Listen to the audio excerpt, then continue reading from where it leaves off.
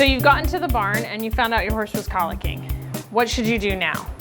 We're gonna start with the one thing you should not do, and that is walk your colic. If you get nothing else out of this video, please, please, please stop walking your colic. This is the most effective old wives' tale of all time, in that everyone knows that the one thing you do with a colic is walk it, and it's the one thing you should not do. I was taught as a kid that if your horse lays down and rolls, they could die because they're going to twist their gut when that happens. And it's actually the opposite. They twist their gut and then they're rolling because they're painful. The gut does not twist when they're rolling, so be less concerned about that. And if your horse wants to lay down and lay quietly, by all means, let them lay quietly. What do you want to do when you have a stomach ache? You want to lay in bed and feel sorry for yourself, and they do too, so let them do that. All walking does is get us a tired horse and a tired human, and that's not good for anyone. What you can do to help your veterinarian out before they arrive is to get a set of vital signs. And one of the most important things you can get for us is heart rate. So I always start by getting that. So you're gonna listen on the left side, even though this is her right, you're gonna listen on the left, same location though.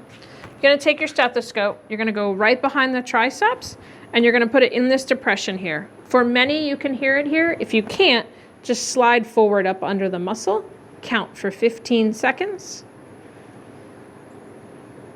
and multiply by 4, and that'll give you a heart rate. We really, really, really want that rate to be less than around 50. Normal horses are in the lower than 40 range, but for colics, if I'm lower than 50, I feel pretty good. Higher than 60 is really bad. Being able to tell your veterinarian that your horse has a heart rate of 64 or 68, valuable information that will make them try to get to you even faster than I'm sure they're already trying. The other thing we want to get is gut sounds. I like to listen about a hand's width off the top of the flank whorl and then a hand's width off the bottom of the flank whorl. So you're going to listen top and bottom on both sides. And again, that gives us a good idea of, do we have gut sounds going on or do we have nothing? Having nothing isn't necessarily the end of the world, but if we have good gut sounds, that's a really good indicator for your veterinarian that things are going to be okay. Put that together with the heart rate and then we're good to go. The other valuable information is a temperature. This is just a pediatric thermometer from our local drugstore. That's all this is. Getting us a temperature also gives us a direction we can go with colics. 99.9% of colics have a normal temperature.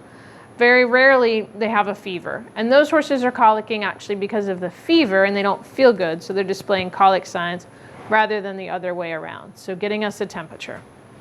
Next thing that's super helpful, if you would like to cooperate, Vespa, is gum color. So I'm gonna just pick up the corner of the lip and I'm gonna look and see, do we have a nice light pink gum color? That's normal. I will also take my finger and press and then pull up and see how long it takes for the color to come back. So when I press, we're gonna lose color. It's gonna turn white. When I take my finger away, I'm gonna count how long it takes. That should be less than 2 seconds. And that's a good indication of hydration. So you're gonna report back to your vet with all of the vital signs. From there, most of what you're gonna do with your horse is leave them alone. If they are laying quietly somewhere, let them be.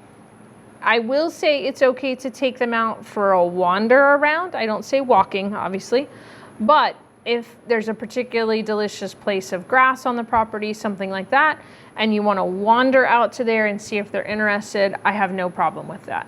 If you have a horse who is being very violently painful, in those scenarios, I make sure the humans are safe.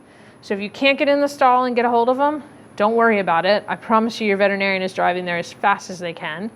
If you can get them outside, I try to get them outside into a large area where they're less likely to hurt themselves or you.